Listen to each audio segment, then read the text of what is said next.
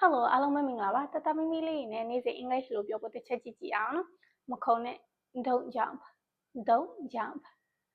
အမိုက်ပြစ်ပါ take out the trash ဘယ်လိုတန်ရာရခဲ့ရလဲ how did you get hurt အဲ့လိုရောက်တဲ့အခါမိမိကိုဖုန်းခေါ်ပါ call me when you get there အမြဲထိုင်ကုန်ခဘက်ပါ always wear your seat belt ဒီခါဝင်ကြိုက်လား do you like this dress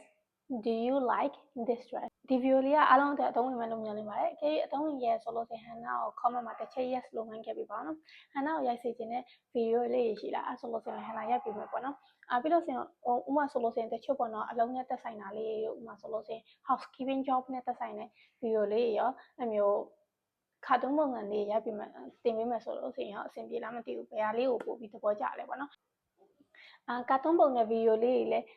ဗီဒီယိုအတိုလေးတွေလည်းတင်ပေးထားရမလို့အဲ့လိုမျိုးဗီဒီယိုအတိုလေး conversation ပေါ့နော် daily conversation